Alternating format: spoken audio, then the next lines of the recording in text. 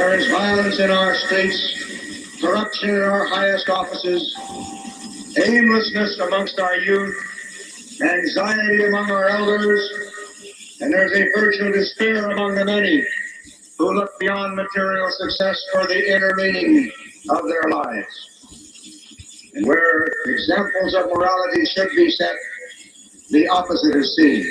Small men seeking great wealth or power have too often and too long turned even the highest levels of public service into mere personal opportunity.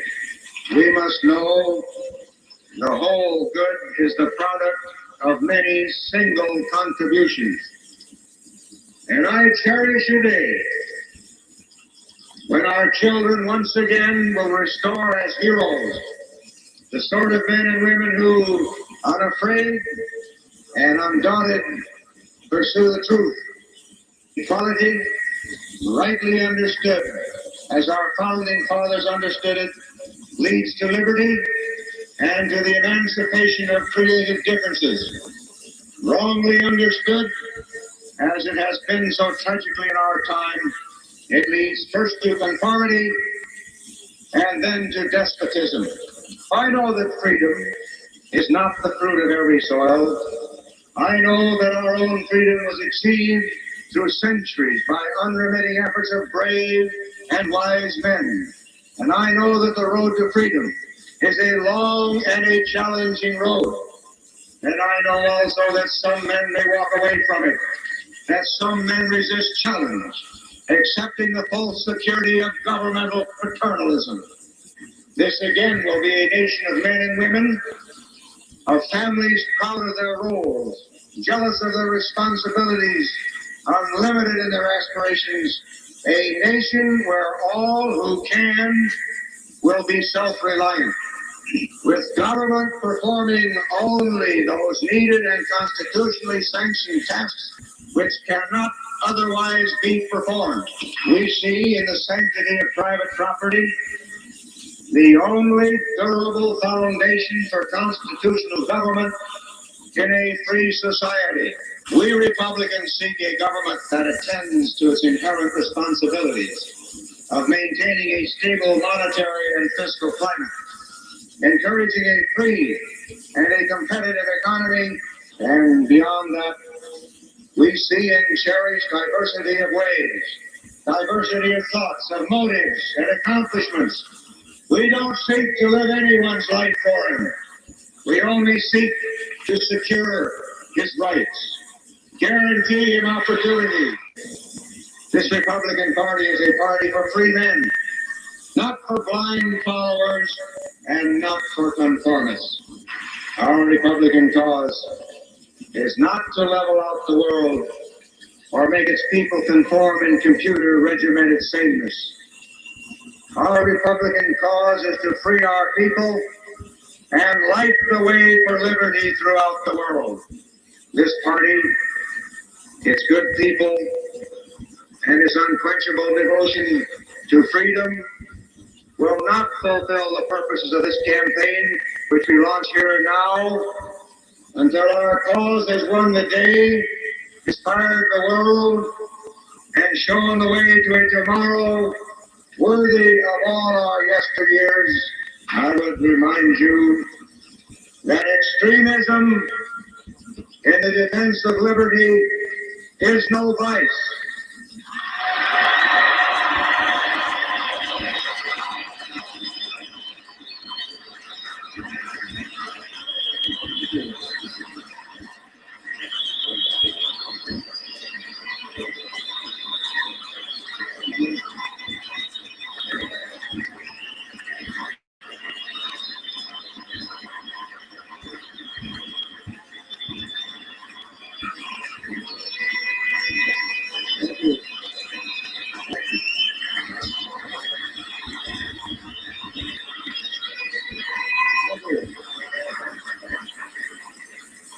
And let me remind you also that moderation in the pursuit of justice is no virtue.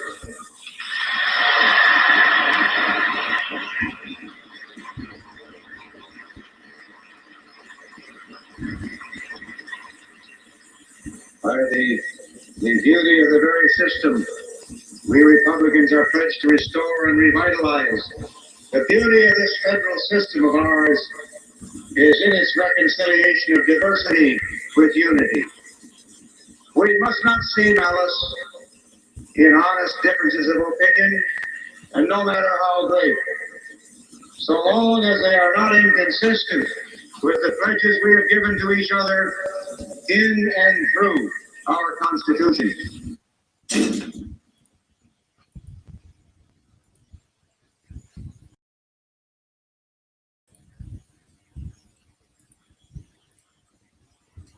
Hey, and welcome to another edition of Project 45 podcast. I'm your host, Jack, I'm Michael. and we have Beaumont hanging out with us today a little bit for the time being.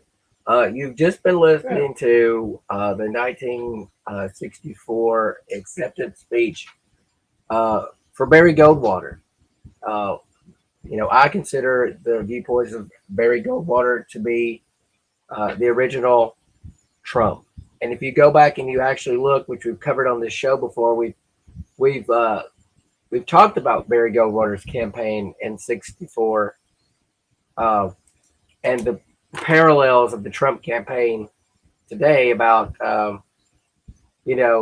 talking about the media and the bias in the media and portraying his supporters as racist and so forth and so on.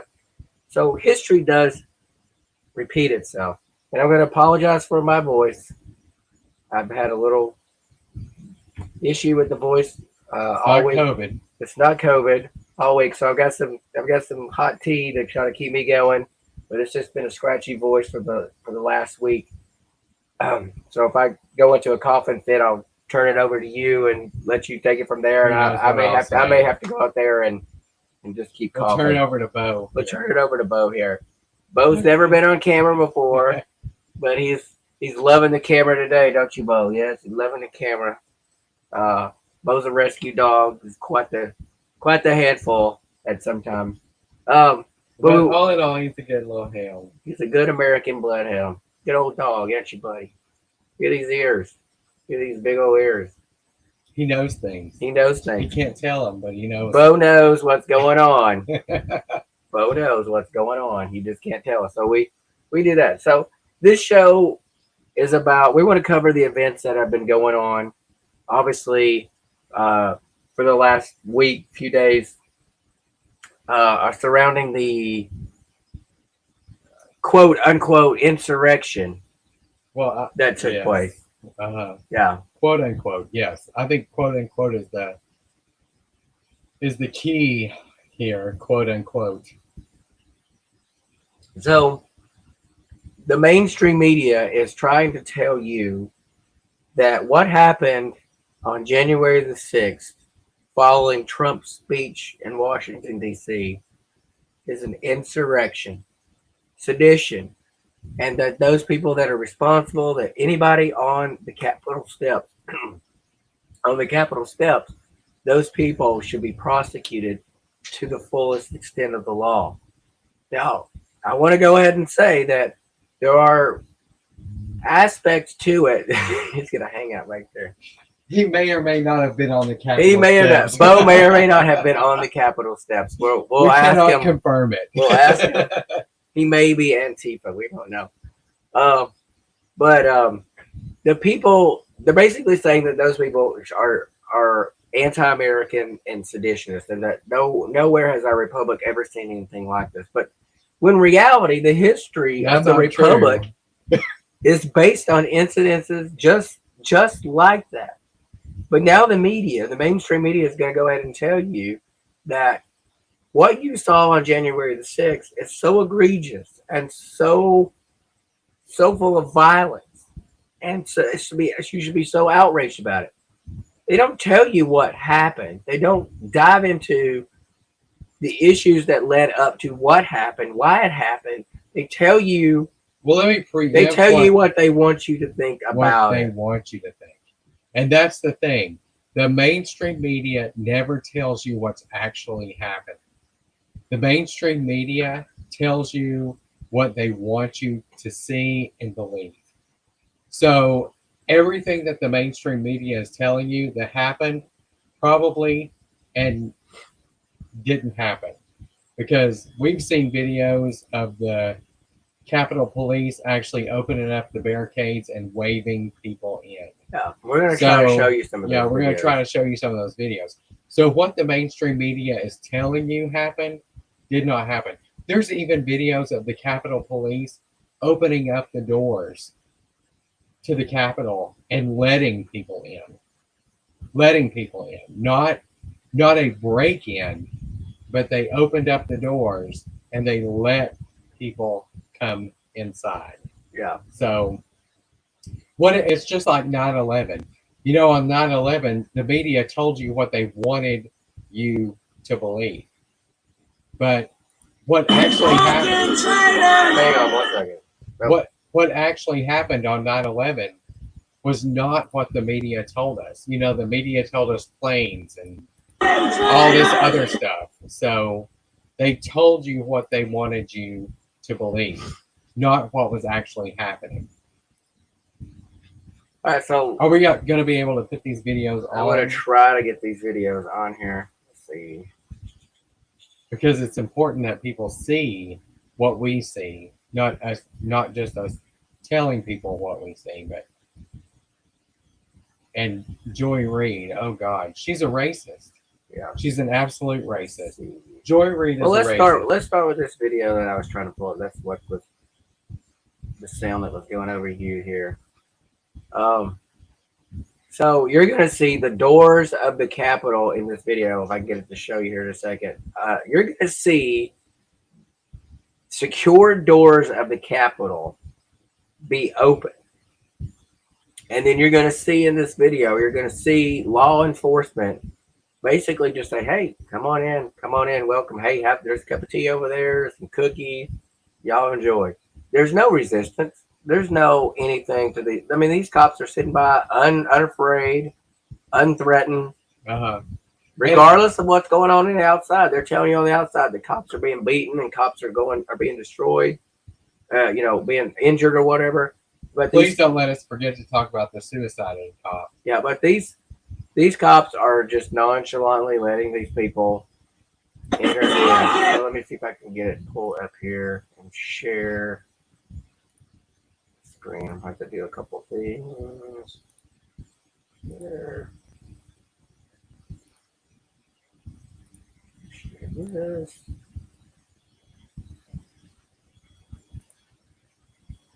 Okay.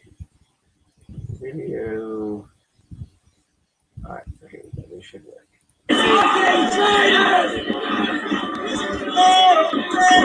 This is something very common that we've seen in our Trump rallies that we've been to in DC, like chants and things like that. Those are very common. Yeah, those are very common pro-Trump or Trump rally chants. Well, let's just go ahead and say this. We just saw the doors just get wide open. Nobody beat the doors down. Nobody kicked the doors down. Nobody took an axe to the door. No. Nobody chopped the doors. Nobody shot the hinges off the door. The doors simply opened and allowed these people to flow in. Sources on the ground and what you haven't seen in the media, because it's not been reported, and you know if it was happening, it would be reported because it's reported every time. There was no Antifa counter protest. And if you've ever been... And how do we know this? We know this from several sources that we know on the ground. That we know on that the ground, actually yes. attended the rally have reported to us that there have been no sightings of Antifa. The Black Lives Matter plaza that was set up where they painted Black Lives Matter on the streets of DC, like literally painted on the street, where at the last rally you saw the baby, the mom, and the family getting attacked with the kids, and all that. That's the rally we were at. Yeah, you saw that. You saw those people getting attacked because there was a counter protest at the rally. Multiple sources, independent sources, without cooperating together, have confirmed to us that they did not see one counter protest of Antifa to any of the Trump events that were set up today. And that, if you've ever been to a Trump rally, is almost impossible. It's never been seen before that Antifa or some counter protest has not been set up. Well, we were at the December 3rd. Was it December The 3rd? November. November what? It was before Thanksgiving. Yeah, right before Thanksgiving. So the it's like- first, the first Mega Million March. MAGA Million. We were at the first Million MAGA March. Yeah. And we encountered Antifa. We didn't encounter Antifa until we got to the Supreme Court. But the thing about where we went to that rally was that we we had the rally at the Freedom Plaza, and then we marched over to the Supreme Court, and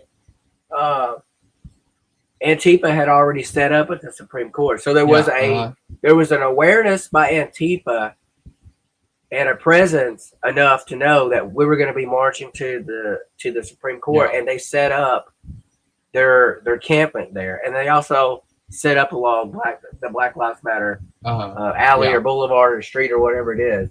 Plaza. They set plaza.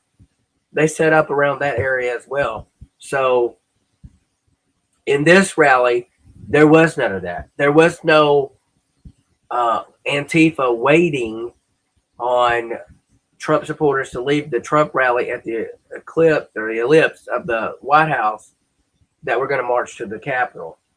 So there was no interference along the way. There was no interference at the final destination, which is But we unheard encountered of interference. unheard Yeah. of in DC. And so we countered interference. And if you've ever been Yeah. to DC on any pro-Trump event, there's always an organized counter protest. And in this event, multiple sources said no counter protest existed. Well, I'll just tell you, in the November rally that we went to, we encountered Antifa in a counter protest at the Supreme Court when we got there.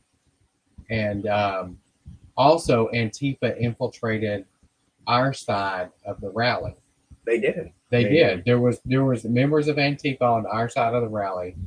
They came across on our side of the barricade. They got in our crowd and they tried to incite violence among us and get us to get. Basically instigate. we took her down and got her back across the barricade, but I mean, she did try to come in, and I don't know what her motive was. You know, it's hard to judge somebody's motive, but she did come over. Right. So Yeah. let's play a little bit more of this video, Okay. and you're going to see what we're talking about. And these are obviously Trump supporters. Like, you can see the people that are going in right here. These are obviously Trump supporters. Jack has been to a whole lot more Trump rallies than I have, but I've been to enough to know what Trump supporters look like. And across the board, the rallies, the marches, and things that I've been to, you know what a Trump supporter looks like. Yeah, you kind of get an idea. You get an idea because they all look the same. It's like Antifa. And we've never been And to. I hate to compare Trump supporters to Antifa, but Trump supporters almost have a uniform. Yeah. Like, they are. Well, you're gonna sit here and there's no examples of any Trump rallies or events prior to this Capitol event here, this DC Capitol event. There's no MO Yeah. that Trump supporters That's that true, support yeah. this. Trump supporters have never stormed buildings. Trump supporters have never overturned vehicles and set them on Vandalized. fire. They've never vandalized buildings. No. They've never, No. unprovokedly attacked other people. They've never bashed windows. They've never done any of these things. Well, I mean, Yeah. even if you take it in the context of voter fraud from November to now, there have been countless protests and rallies in Philadelphia, in Pennsylvania, in Michigan, in Atlanta, Georgia. And at no time in any of those rallies, the Stop the Steal rallies or anything like that, have riots occurred. And if a riot would ever to have occurred, I feel like it would have happened in Atlanta, Georgia. Right. You know, I mean, I feel like that was the prime location for a Trump supporter riot to occur. That they either storm the Georgia State Capitol, or they storm the governor's mansion, or they find out where the Secretary of State or something lives, and they storm the Secretary of State's house. Something. I mean, something with substance. Because that's the one thing that I know about Trump supporters is that there's substance Right. to their cause, or their substance to what they There's no are doing. randomness to it. There's no randomness. They're there for a purpose. So the rest of this video, you're going to see in this, you're going to watch very closely. The police officers are lined up along the walls, I believe, mostly to the right and some to the left. But you're going to look how unafraid, unfearful. They're not fearing for their lives. They're basically saying, "Hey, the buffet is at the end of the end of the aisle. You know, hang a right." You can disagree with it, respect it. Come on.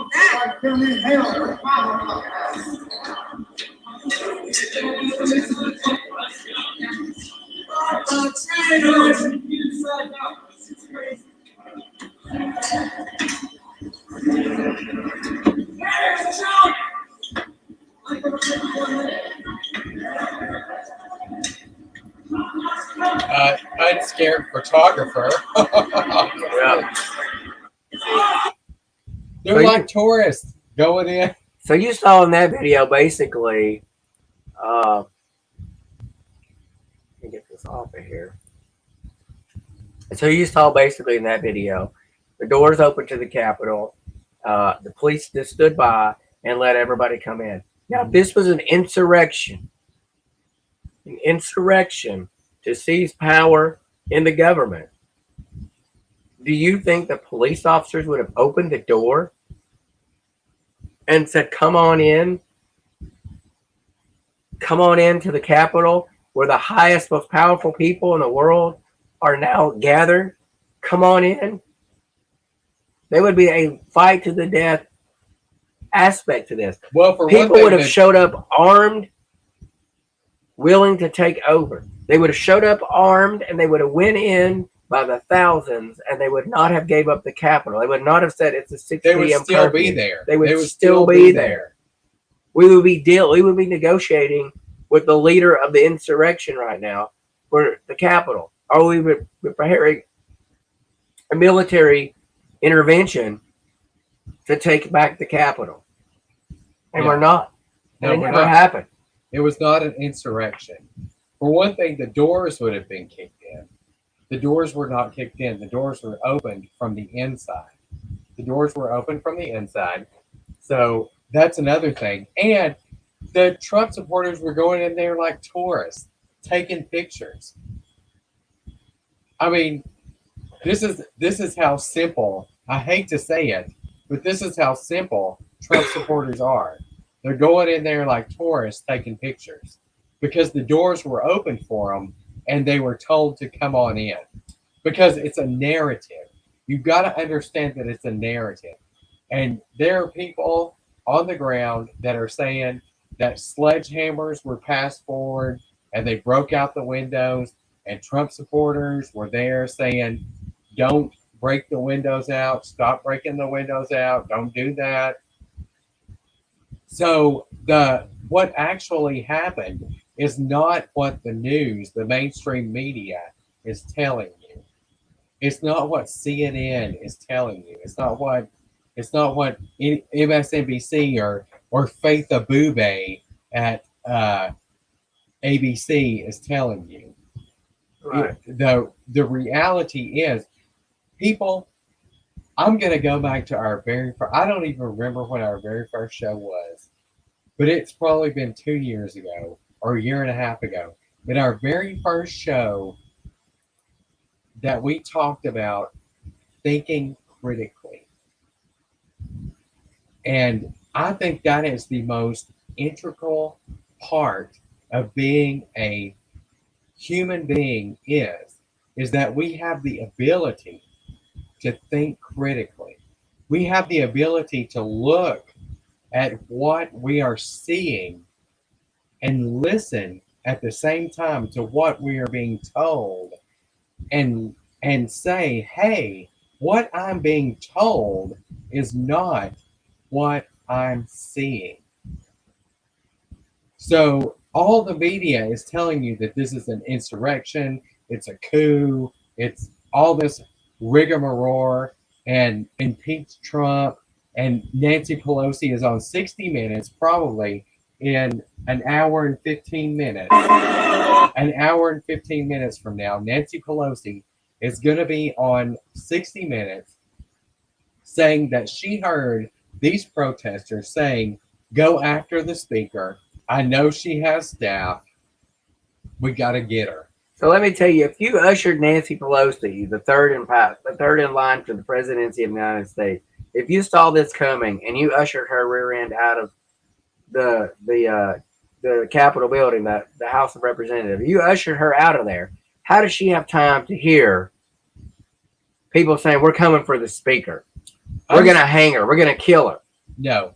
Propaganda. I'm sorry. Nancy Pelosi was already in the bunker by the time they opened those doors. I guarantee you she was. This is propaganda. It's propaganda. And we told you, we tweeted, we commented, we posted, and all those things, that the end result of this would be a mass grabbing of your freedom. Yeah. And not to mention that, there was somebody that called in. I was listening to what's the hack's name on Fox? You have to be more specific. Oh, well, you know, the real hack. Like Sean Hannity? Sean Hannity, yes.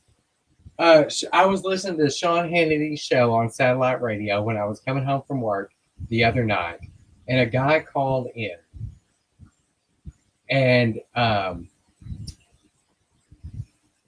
he said that he was in the he went to the Trump rally or whatever. He was a businessman. He was there on business, blah, blah, blah. Wasn't intended to go there and this and that, and was just there by happenstance. And he went to see Trump speak. And Trump, regal Trump fashion, Trump was late.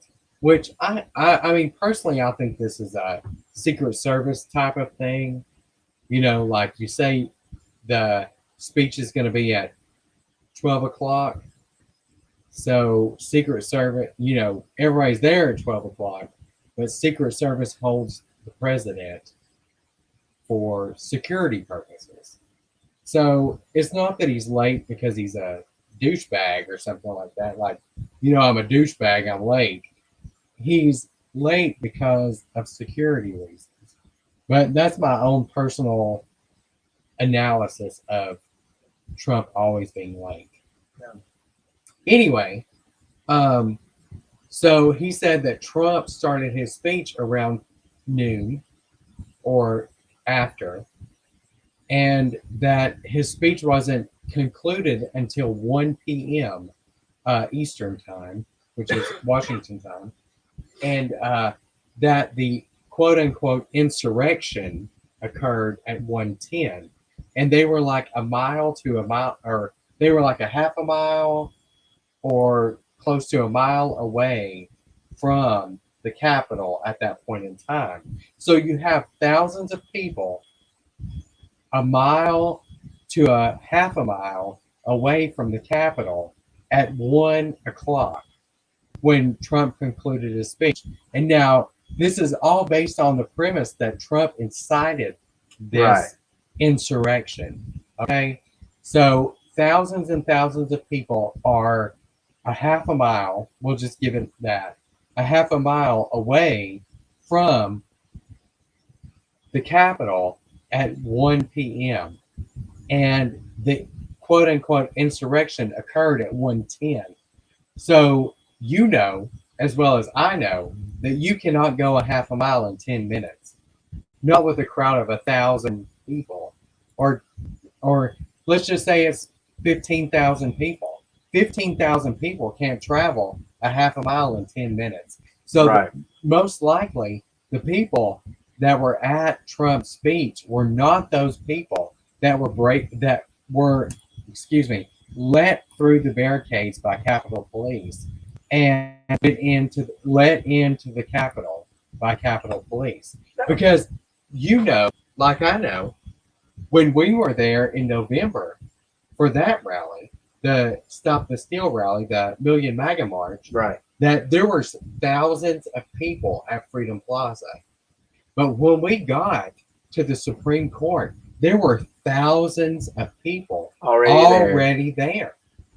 It wasn't like it was empty and we all It showed wasn't up. like one crowd moved from this location to that location. No. That location was already filled up with. No, there were thousands Thousands of of people. people at the Supreme Court when we got there. But the left has also done a good job of telling you that this is no way that can this be Black Lives Matter. We've already confirmed multiple sources in DC on the ground, no counter protest, no sightings of Antifa, no counter protests of Antifa. We have seen reports that are unconfirmed, but they've tweeted that there have been buses escorted in by police that did contain members of Antifa. But you see here on the video screen that I'm sharing here that this Utah activist named John Sullivan organized an Antifa protest near the U.S. Capitol before it was stormed, which would go into what you just talked about, the timing of the president's speech and the crowd that was gathered at the Capitol already on the 6th. You saw in videos, countless number of videos, you saw the people dressed in black, the people prepared with hammers, the people prepared with sledgehammers and weapons of so forth. I've never went to a Trump rally. And honestly, if you actually went to the Trump speech, there's no way you could have went in with a weapon because that was a Secret Service secured area. No weapons, no backpacks. You can't even take a no whistle water, no whistles, Whistle. no noisemakers, zero can you take in to that event. So you're going to tell me that people left the Trump rally, gathered up their pitchforks that they threw out on the sidewalks and their hammers and their nightsticks and all these sticks and things and went over to the Capitol and caused an insurrection. This was a planned event Oh yeah. No that doubt was about it, allowed to 100%. take place Yeah. by the United States government. And the end result was to create a false flag event that would justify accelerating you to the point of the New World Order, the new normal that's taking place. Because all these things have to do with accelerating towards the new normal. And the Yep. new normal includes, or actually excludes, your rights and your freedoms. And they're very much happy with that. The left has no problem with that. The left has no problem telling you this never happened before. How dare somebody seize a government, which never was seized. If it was seized, there would be It would still be hostages. seized. There would be a They would still be negotiation there. to take it back. It was what happened on that day was years and years of frustration building up. Because what the people have done a very good job, well, actually, what the politicians have done is a very good job of pitting the people against each other. Now, we don't agree with Black Lives Matter, and we don't agree with the tactics of BLM. But what you Or saw, Antifa. but what you saw here was years of being lied to by politicians on both sides of the aisle, empty promises, people that go and run for office, Marsha Blackburn, that say they're going to stand up for something, and then they get up there and Bill do the Haggerty. exact opposite Bill of what Haggerty. they said they were going to do. We won't let you rest. We'll resist. Marsha Blackburn and Bill Haggerty. Those people got elected to go up there and do something. They came on TV and they promised they were going to fulfill a promise to you. No, they didn't And they come on don't. TV. They didn't come on TV. Marsha Blackburn rode her drunk, you know what, on the coattails of Donald Trump all the way through Tennessee till she got elected. And then she wrote her whore, you know what, all over the networks, Fox, Newsmax, everything she could get her face on, and acted like she was a Trump supporter. But at the end of the day, when the quote unquote insurrection occurred, she changed her vote. Yeah. So you should not. Can I have a Maxine Waters moment? Yeah. here? You can. You should not let Marsha Blackburn rest.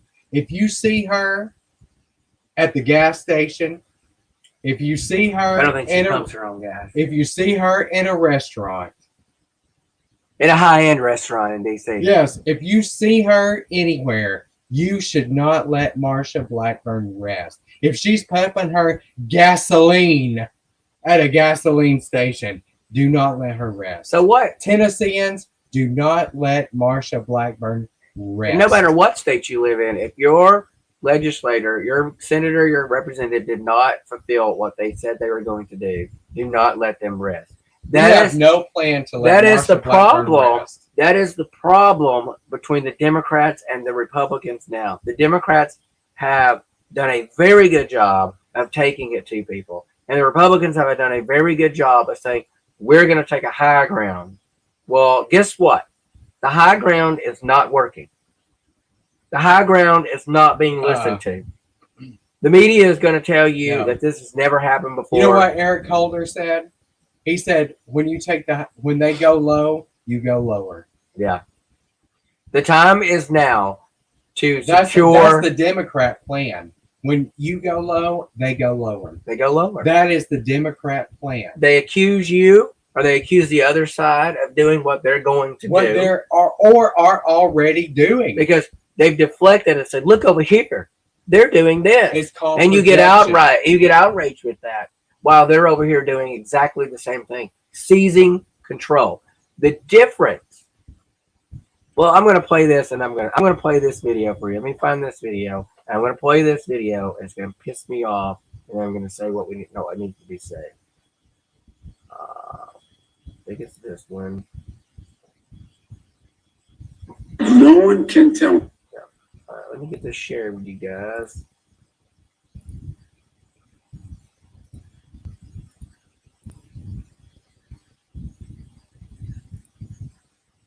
All right, here we go. No one can tell me that if had been a group of Black Lives Matter protesting yesterday, they wouldn't have been treated very, very differently than the mob of thugs that stormed the Capitol. We all know that's true. And it is unacceptable. Totally unacceptable. That's reparations. That is reparations. Anything they want to take it, because these businesses have insurance. So what you saw right there, Was that the end? that was the end. That was the close. But what you saw right there, here's the difference that what happened in D.C. and the months and months and months of Antifa and BLM riots that caused harm to middle class and low income neighborhoods, property, businesses, police cars, people's personal vehicles, injury, death to retired police officers, death to Trump supporters, Maxine Waters calling for violence to Trump supporters and anybody that they see in the public, that you should never let those people rest. The AOCs and the Presleys, Ayanna Pressley and Ilhan Omar of the Congress that said don't ever let a Trump supporter ever go untested and unchecked in public without confronting them, creating a crowd, creating a scene, and creating violence. But suddenly they forgot what they've said. And this we're supposed to be outraged at. But what they have done is they've took the Black Lives Matter and the Antifa and they've sent those people to poor income neighborhoods, low income neighborhoods, and middle class neighborhoods. That threatens my livelihood, your business, low income, predominantly Black and brown communities that have been despaired and disparaged for years and years and years by policies of Nancy Pelosi and even the Republican Party. but mostly the Democratic Party, to keep them enslaved and voting for Nancy Pelosi and her party. But they didn't care when they went to your neighborhood and burned it down. They didn't care when they burned down a minority-owned business. Oh, They we didn't went care. to Charleston. We were in Charleston after the BLM riots, and Multiple businesses. I mean, it was boarded up. So those things affect the middle class and they affect the poor. And those people don't give billions and billions of dollars to Nancy Pelosi and the Republican Party and the Democratic Party. What happened on January 6th, 2021, took it to their backyard. Yep. It took it to the center of their power, and it threatened them. And they cowered down in their seats, and they hunkered to the floor, and they yelled and they cried, and they screamed insurrection and sedition because it came to the forefront of their power. It knocked on the door of their authority. It's a Hunger Games. And it didn't matter if it happens to me in my neighborhood. It doesn't matter if my neighborhood's burned down. It's in the name of social justice, a social justice that's been made up. Oh, it doesn't matter. The Missouri couple, Oh, where they were defending their McLaughlin. home. Yeah. The McLaughlins. It doesn't matter. They're prosecuted. Black Lives Matter march through their Doesn't neighborhood. matter. They have a multi-million-dollar home that they've worked their you-know-what off to achieve. Of course, But it doesn't matter. in middle and low Because they're income America. white. It's because they're white. I'm going to say it. It's because they're white. Democrats have done a very, very good job of keeping a segment of the population that's predominantly been black and brown people, basically sequestered to neighborhoods, government neighborhoods. It's true. And then they go and tell these it is people, totally true. you could go to those neighborhoods and all of us can get along. We can talk about how hard it is to pay your bills. You know, maybe we don't live in government housing and we don't live the life that they live, but we understand what it's like to have to go to work every day and hope that you get a paycheck and the next paycheck to pay your bills. And we know what it's like at the end of the day, that when you've paid those bills, there's barely any money left for going to the movies or going on a car ride or taking a trip or any of the extras that you're supposed to have in life. That you have to plan for a vacation. You have You to have plan to budget. in advance, and you have to for a budget. vacation. You have to budget You don't for just those go things. on a whim in a private jet and whatever. Right. We all understand that. Middle class and the lower class understand that. We could go to the projects right now and understand what it's like to maybe not know that you can't You're poor. you can't pay for your prescription. Yeah. That you don't have enough money to fix the repair in your house. You might live in a better house, you might live in a better neighborhood. Go ahead. You might live in a better house and live in a better neighborhood, but it doesn't mean that you're not living paycheck to paycheck, that you're not watching your money, that you're not worried about, oh my God, if this breaks down or that breaks down, or this broke down or that broke down, or how am I going to get a new refrigerator or whatever. We're all thinking about that. We stuff. share That the is- same common Yeah. I mean, if issues. if my refrigerator broke down right now, I would think, oh God, I have to go buy a new refrigerator, and I would probably have to put it on credit And then you have to pay it back. And then you got to with pay interest. With interest, And you have to work extra hours yeah. because you're And living. I'm salary, and I don't get overtime. Well, you're so living- there's no Well, extra you're living just because you're middle class. You live in a better neighborhood, and you live in a better house. Doesn't necessarily mean you don't experience the same things that the lower class person living in the project does. Excuse me. Yeah, because it's the plight of the American people. Like you It's said, the plight of the American dream. The American dream is, I'll tell you what the American dream is, and I'll tell you what the reality of the American dream is. The American dream is a house on a nice street with a nice car and a nice job and a good job. The reality of the American dream is a mortgage, a car payment, and credit card debt.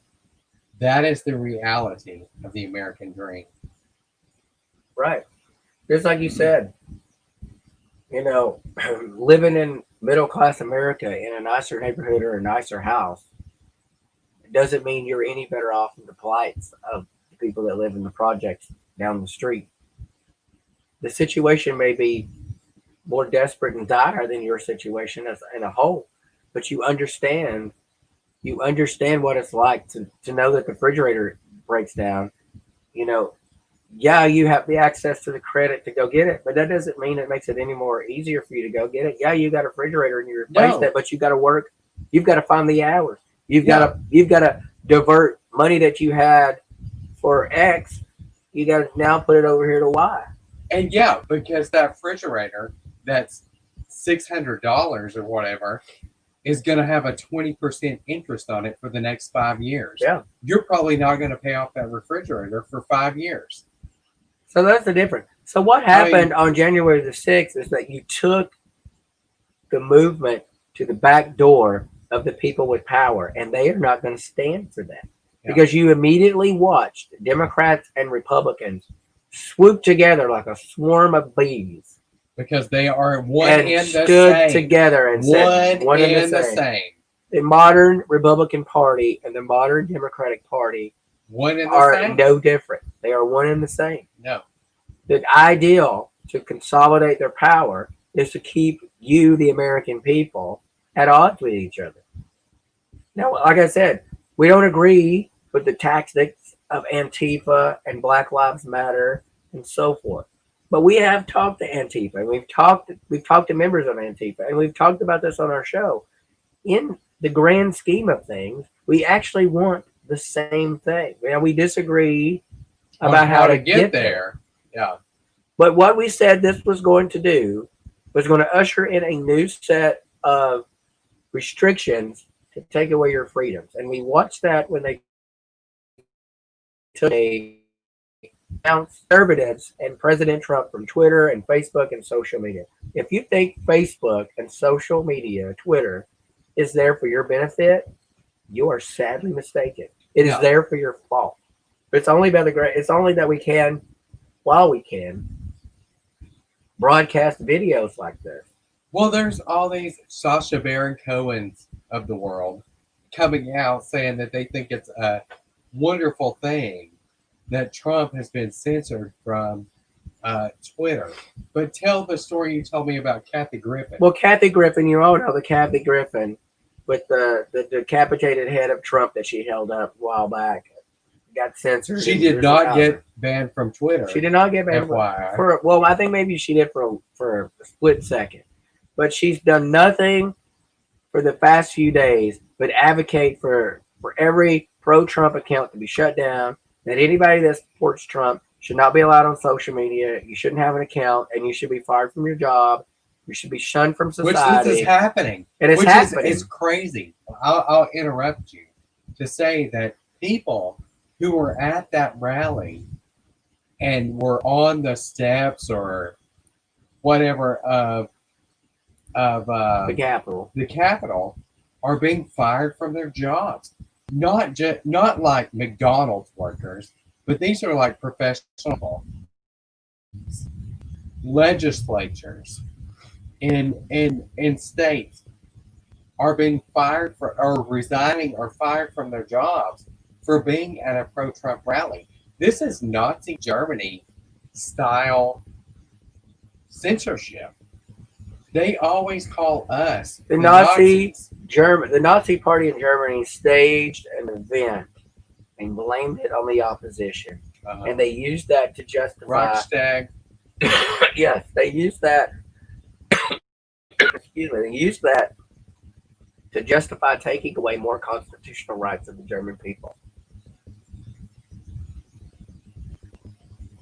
and usher in more of the Nazi Party's ideology and their policies and so forth. Propaganda. FYI, propaganda, Nazi propaganda in the United States is called public relations. So here's what you've got to do. Here's what you've got to do going forward. You've got to be prepared. First, you've got to critically think. Do not ever take Yes. anything Oh my face God. value that the media Oh my says. God! Please don't. Now, a vast majority of people. Oh no, you didn't tell your story about Kathy Griffin. Oh well, Tell Kathy. it. Yeah. So quickly, Kathy Griffin was on Twitter with the decapitated head Mm. of Trump. She Blah, got blah, the blah, backlash. blah, blah, blah, So blah. now she's on Twitter telling that all those accounts that are pro-Trump should be shut down. Well, she retweeted the original picture of her with the decapitated head of Trump, and the guy took down because Trump people reported it, and Twitter took it down. And then she tweeted that Trumpism is a cult, and those people cried and moaned and complained enough to get Twitter to ban her long enough until she took it down. And that is basically what you're asking for. So you don't like it. You're asking. You want that to happen to people like us, but when it happens to you, you cry and you capitulate. And that's Am I the thing, right? And that's the thing that we've tried to talk to liberals, and FYI, you cannot talk to a liberal and get through their head. But we always try to ask ourselves, if we ask for something to be done to the left, we ask, at the same time, would we want that to be done to the right? It's a blanket thing. So if you allow the right to be censored at this point and say, well, if you believe in Trump and you support Trump and make America great again, then you're put in this category. You should no longer have access to social media. You're not allowed to have a job. You can't buy a car. You can't go shopping, whatever the extent of it is. At some point in history, because history is cyclical. Yeah. So at some point, the party that's saying, yeah, let's take down the Trump people and shut them up, are going to come around to where they're shut up and they're forced to be done. And then you're going to look back and say, well, you did it to these people, and we use that to justify shutting you up. Because in the end, all they have to do is you got a 50-50 divide in the country right now. You got the left and you've got the right. If you can say, okay, to the left, we've got the power. Nancy Pelosi's got the power. The left's got the power. Joe Biden's got the power. Shut up the right. Then what's to stop the left? The left's going to keep cycling through. They're going to gain more power. They're going to have more viewpoints, and they're going to have differing viewpoints. Any group of people is going to start having differing viewpoints. There's already a differing viewpoint in the Republican or the Democratic Party, the progressives and the ultra radical left. So then that's gonna split, and they're gonna say, well, you need to shut up. And then it slices until you've got 100% of the pie. And everybody shut up except for the people that are in power. And that's the goal. Do not let any person go unquestioned or unchallenged from this point on, Republican or Democrat. The time to sit around and put on your sweatpants and watch Netflix and say none of this has anything to do with me is over, because it has everything to do with you if you want to live in a country where you have the right to sit on your fat ass and watch Netflix. Well, that's like we were the Nashville bombing. We're an hour away from Nashville. So the Nashville bombing. The morning of the Nashville bombing, Mayor Cooper was laughing on camera and said, there won't be another bombing in Nashville today. He was laughing about the bombing, and not one Nashville reporter had the balls to say, what's so funny? Right. What is so funny? So you get most of your news from the local news. You're in Tennessee, so we know a lot of people in the Chattanooga area get theirs from 3, 9, and 12. And up here in the Nashville area, you get it from 2, 4, and 5. You get the news. And you think that's the local news. It's on a local level. It's more. It is not. It's more solid. It's more trustworthy. It's more of a journalistic aspect. No, it's not. It's whatever the mother company of ABC or NBC or CBS tells that local news to go. Because like the other day, challenge those people on Twitter. If you're in Chattanooga, go to @newschannel9.com or on Twitter. Go to their Twitter page. And when they post something that calls you a Trump supporter, a seditionist, or an insurrectionist, or a Nazi, or a racist, or they have a a headline that's biased without any context to it. They're just repeating what they've been told. Tweet them and call it out on them and tell them they're wrong. Because the more you put up with it and the more you allow them and embolden them to do what they're doing, the more they're just going to keep doing it. Every day, I let them know that's wrong. But today they posted the tattered flag recovered from downtown Nashville, and that flag was totally intact. Oh no, it was on the news this morning. The flag was totally intact, unscathed. Oh yeah, it had some debris, some like dust on it and debris on it. But they said I watched the news this morning. I got up at 6 o'clock, and the Nashville 2 News reported that this flag was recovered from the Mercantile in Nashville, and that the cops had folded it up, military, phones, whatever, and presented it to the owners of the Mercantile. And then he told me later that day that they were reporting it was a tattered flag. And I was like, they reported tattered flag recovered from the rubble. No, it's fully intact. It's fully intact. No pristine.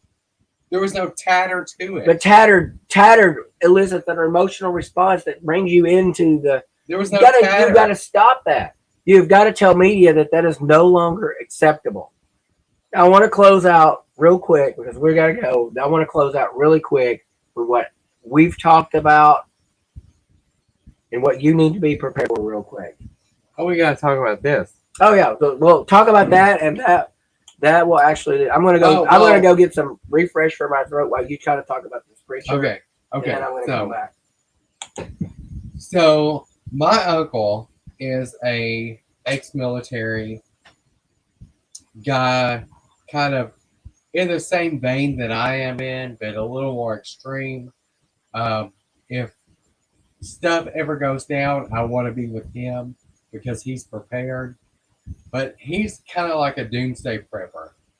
But he sent me a video this morning of a pastor from Texas that was talking about martial law is going to happen within the next 2 days in the United States.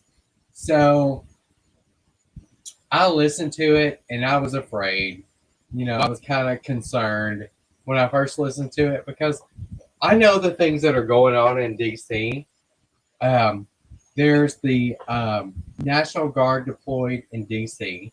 And then I thought about Pakistan yesterday that had the power outage. The Vatican had the power outage. So I was thinking, oh God, something may be happening. But then I listened to his video again and heard some inconsistencies that made me question the validity of his report.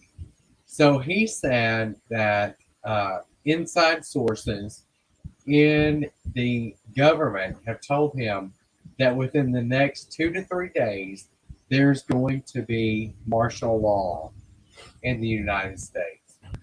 And he said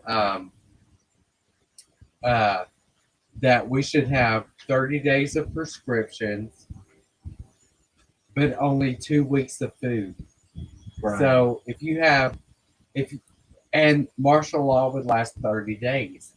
So if martial law is lasting 30 days, you need 30 days of food. Am I right?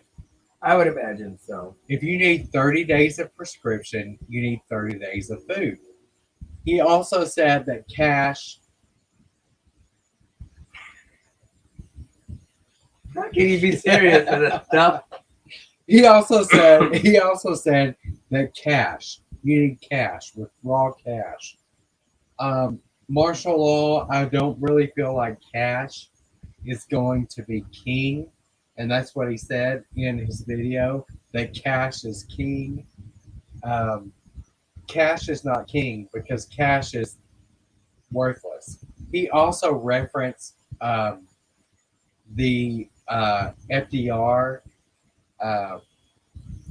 he also referenced FDR and that America moved from a republic to a corporation based on an act during FDR's administration.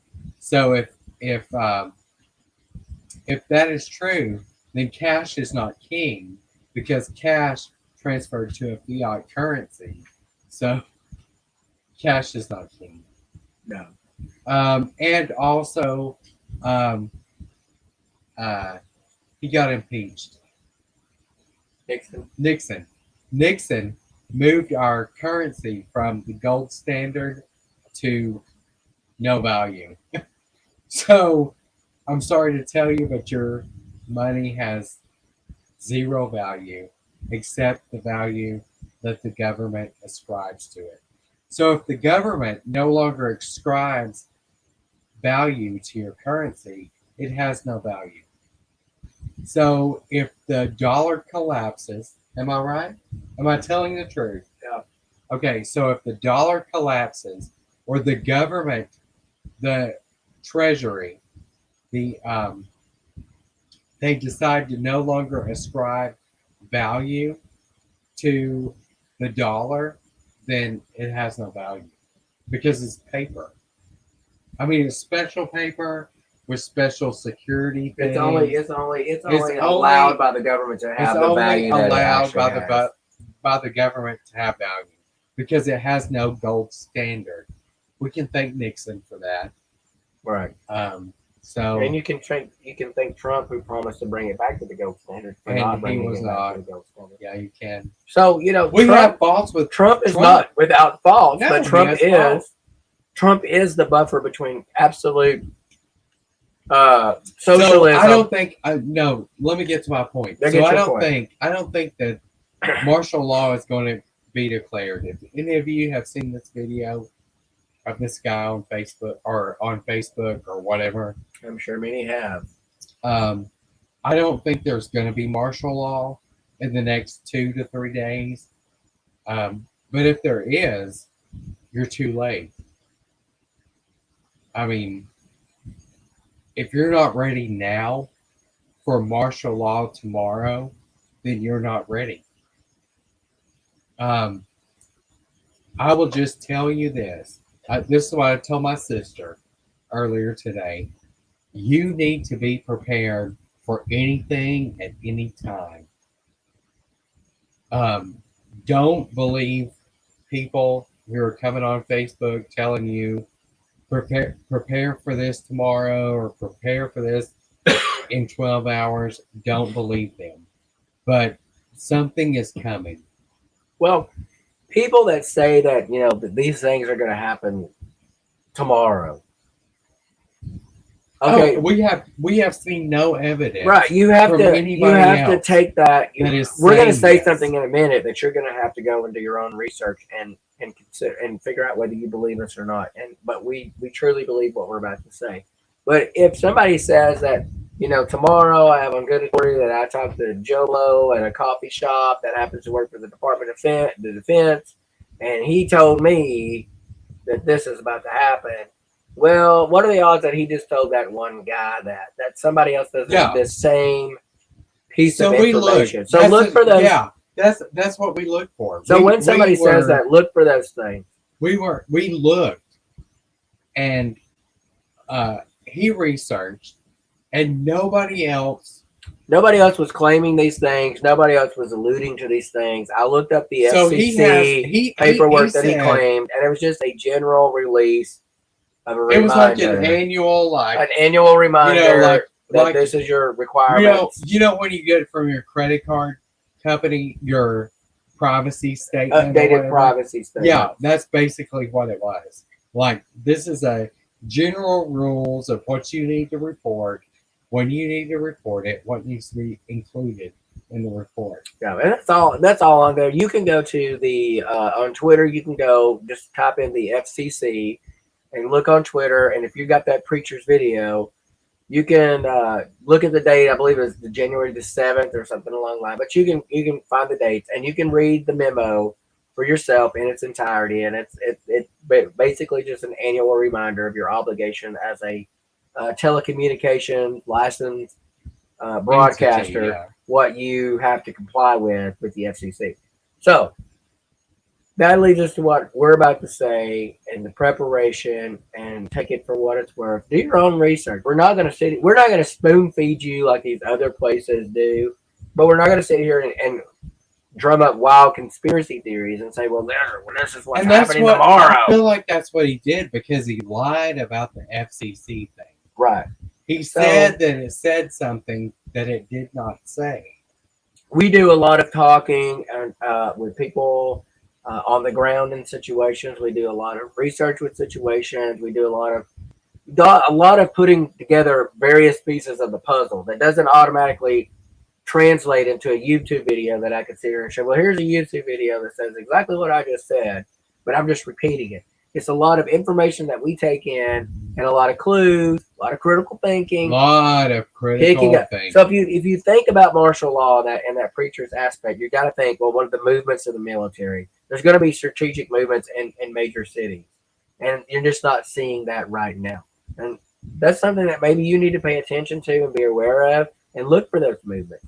Look for those these variants within these departments that are are outside the norm.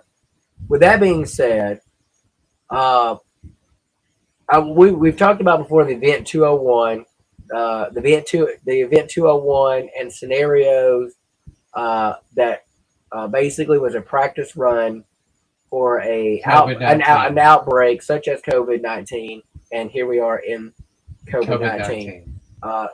There's more information of a scheduled practice event for 2021 that includes a power grid failure. We've seen it in Pakistan. We saw yesterday. We saw it yesterday in Pakistan. We saw it yesterday at the Vatican. There's power outage, an attack or a failure with the power grid. My strong belief I can't tell you when. I can only tell you to be prepared. But I believe, if I had to guess based off of just my information and the climate, I would say within the next 2 years, probably this year. But somewhere between 2021 and 2022, I would imagine this would take place. But within the Biden administration, I strongly believe there will be a power grid failure. They'll use the power grid failure. They'll slowly show you, for example, they'll show you that LA or New York has a power failure. Now, this is clearly opinion. This is our opinion. This is all opinion. This is not based on any. But this is our opinion based on a collection of information that we've looked at, taken that information, looked at past events from that same source, that same scenario. Had it come true, had it not come true, that kind of thing. Strongly feel that there will be a power grid failure of some sort. I think they will let it. I would think they will let it go where you see the power grid failures happening. So, like I said, for example, New York will go out without power, then LA will go out with power. You're going to see those happening. You're going to see the panic, so that it starts to instill more panic throughout the population, so that when Kalamazoo, middle of nowhere, Kansas goes out without power, you're panicked. Because the last thing I saw was people in New York stabbing each other in a store trying to get the last piece of bread off the aisle before everything went dark. And that now it just happened here. So I would say to you, not asking you to be a hoarder or a prepper, but just be prepared slowly but surely. Have a plan in place for your family. Should I hunker down? Am I in a good place to hunker down? Am I in a good place or a bad place that I need to have a plan to be able to get out of town? Well, I don't think it's a bad idea for anybody at any point, wherever you are, to have a supply of food. I mean, there's staples that you need. We all need protein. You know, nutrition wise, we need protein. So if you don't have meat, or you don't have the ability to buy meat, a good supplement for the meat is dried beans. So go buy dried beans. I Yeah. mean, that's a good source There's of things protein. that you can stock up on. You can stock up on dried beans, rice, dry soup. You got to think about things that are going to last if the power goes out. Yeah, you're not gonna have Frozen lobster food. tails and Yeah, you're not going to have lobster tails, but you got to think about canned things, the canned foods that provide protein and nutrients, dried foods that provide protein and nutrients, or foods that last for a long time. Chicken stock, beef stock, things that you can make multiple meals out of. So soups, stews, those are things that you can count on that will not only that you can not only buy supplies that will last a long period of time, but also meals that you can make that will last a long period of time. Because if you make soups and stews, you can eat soups and stews for multiple days. Breads. You got to think about breads. You got to think about what you can not bread like, oh, bread, a loaf of bread. No, bread you can make. So you've got biscuits. Biscuits are very easy to make. You can make biscuits with water and flour and fat. So you get stuff like Crisco, lard, either all-purpose flour or self-rising flour. And you can make biscuits or bread out of that. You don't need yeast. Get yeast. Buy yeast. I remember when the pandemic started, you could not find yeast anywhere. In March and June and April, May, you could not find yeast in Tennessee. It was very hard to find. So you buy things like all-purpose flour, baking soda, baking powder, yeast. So, and you can make any bread with that and water. So you need water. So get a supply of water. However you do it. Either you fill up your own containers or you buy containers of water.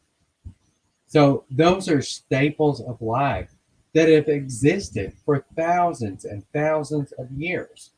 the gist of this is just be prepared in general Be for, prepared. because you've seen people, oh, it's not going to happen in the United States and blah. Well, we never thought it was acceptable to sit there and say that you have a different viewpoint than I do. You can no longer have a job. You don't have access to social media. You're shunned, shamed, and pushed out of society. We never thought 9/11 would. We never thought 9/11 would happen. We never thought a pandemic would happen that's causing the thing. We all know Biden wants to implement mask mandates and possibly figure out how he can lock down the country. He's already said that the darkest days are ahead of us. It's a Those dark are your winter. clues. Dark winter. Dark winter is part of the Event 201 scenario. No, dark winter was a whole different scenario. A whole nother scenario. That was back in the early 2000s. But it was mentioned. Yes. It was mentioned. Dark Yeah. winter is a separate scenario. So you've got dark winter. Every news outlet picked up on that. It's a dark winter, dark winter, dark winter, dark winter. The darkest days are ahead of us, is what Joe Biden said. Those darkest days begin January the 20th of this year. The darkest days. Joe Biden will not be president for more than 1 year before the radical left takes him out, installs Kamala Harris, and ramps up their radical agenda. They've got 2 years. So they've got control of all branches of government. So now they're going to take a full steam ahead approach to implement their radical policies as quick as possible. And when they take down the power grid, they're going to justify the Green New Deal, electrical cars, uh, shutting down factories and redoing society as a whole. So if you ever see a scenario where power suddenly starts, oh, there's a power failure here and a power failure there, just be mindful, be ready.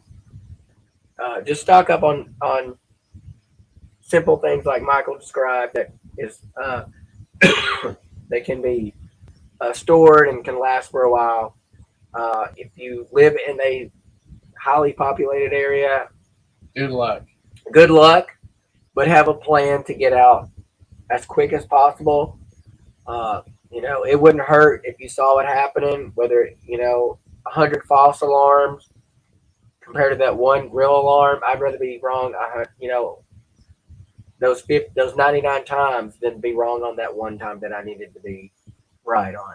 So if you see those things happening, if you got a safe place to go, just go until you figure out what's going on, and you can always return home. But just always be mindful of what's going on and critically think about what you see. Look for the clues. Don't just take a video from a pastor that says this is this, and I'm a pastor and having coffee with Joe Blow from the Department of Defense, and he told me this.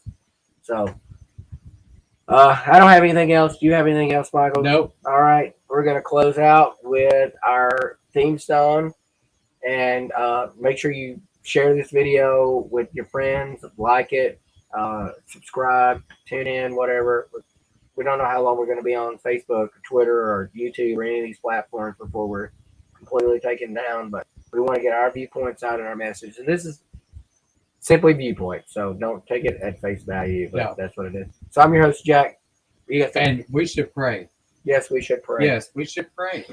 Yeah, we should pray. Because everybody tells us to pray. So we should pray. I believe in Jesus. And our only hope in this life is God and Jesus Christ. And if you do not know Jesus Christ as your Lord and Savior, now is the time. He came to the earth for sinful men to save us. And I believe that people that don't believe in the end will believe in Jesus Christ. And you may think this is silly, and you may think this is crazy, but I believe all eyes will see and everyone will believe and regret if you do not accept Jesus. So we'll pray. Heavenly Father, we believe you, and we believe that your word is truth, and your word is the Bible. We believe that Jesus Christ is the salvation, not American government or Donald Trump, but Jesus Christ. We believe he's coming again, and we believe we're seeing right now the signs of his coming.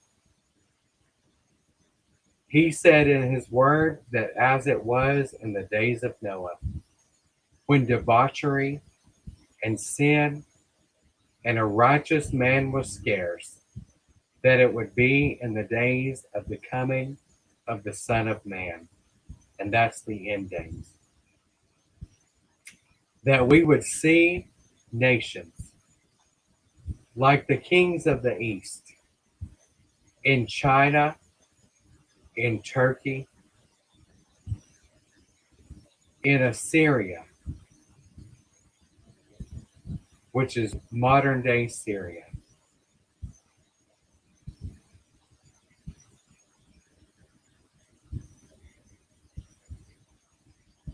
In Palestine, would rise against his chosen people, or rather, not his chosen people, but the land that he chose. The people of Israel are corrupt and debased, but it's the land that you have chosen. It's the country of people that you have chosen. And the lands of the world will rise against them and go against them.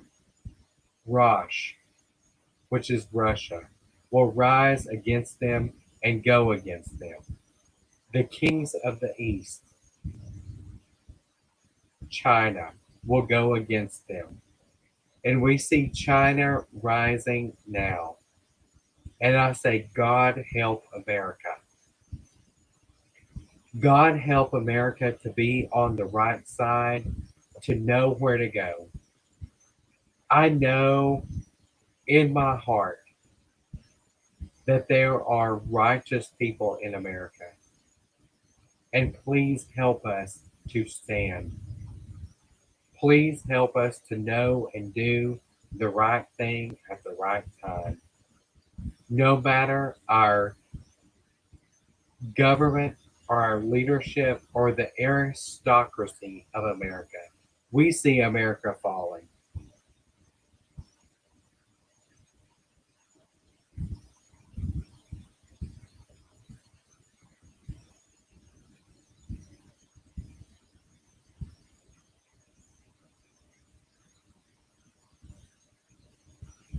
I take a moment of silence for the death of America.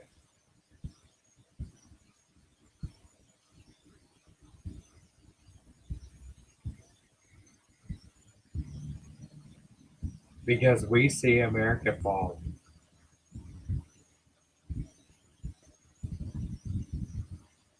But help us, the righteous, the true, the patriots, to know the right thing to do at the right time, to know where to go. I know you said in your word, and you instructed the people when they saw Jerusalem falling to flee to the mountains.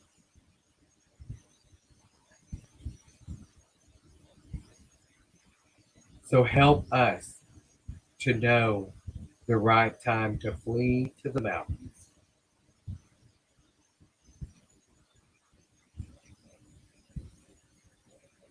God, we place it in your hands, and we place our hearts in your hands. We place our minds in your hands. We place our intellect in your hands for you to steer and guide us by your Holy Spirit, because he lives in our hearts. So please, God, as you've said in your word, that you would not forsake us. Do not forsake your righteous men and women. Do not forsake those who trust in you and turn to you in times of despair. And we turn to you now. In a time of despair and insecurity, we turn to you for absolute security. In Jesus, we know. We know that you are the righteousness, the truth, and the hope. In your name we pray. Amen. Amen. Again, we thank you for tuning in this show. Be sure to follow us and like us on Facebook and get updated when we have other shows. We're going to try to keep our ear to the ground and keep you informed about what's going on and break in when we can and let you know what's going on. Until then, just be vigilant and don't take for face value what you actually see on TV. The media of all levels at this point is corrupt and serve Everything. They serve Newsmax is corrupt. They serve one purpose, and that's their purpose, because they have advertisers to they are beholden to, and that they have to satisfy. In the end, it's all about money. It's not about information, your well-being, anything like that. It's about money and control and power. I'm your host, Jack. I'm Michael. And until next time, God bless y'all. And God bless America. And God bless America, and y'all stay safe and y'all stay vigilant.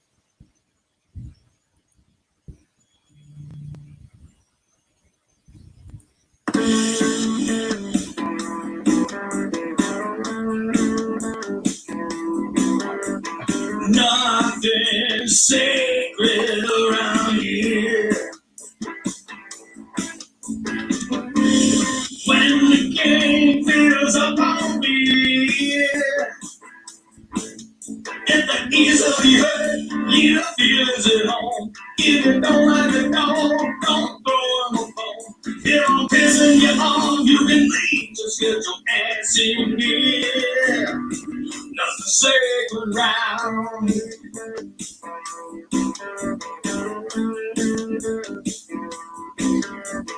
Nothing sacred around here. When the game takes up on fear, if you're lazy or fat or lacking in height, if you're red or brown or black or white, don't get your panties in a body if someone says faggot or queer. Nothing sacred round here.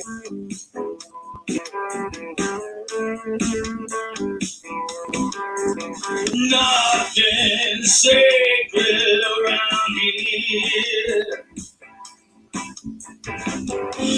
When the game takes up on me, you're not a child anymore, so at your damn age, the hate drunk train is all the rage. Don't tread on us, we'll put your kids in a cage. So I hear nothing sacred round here.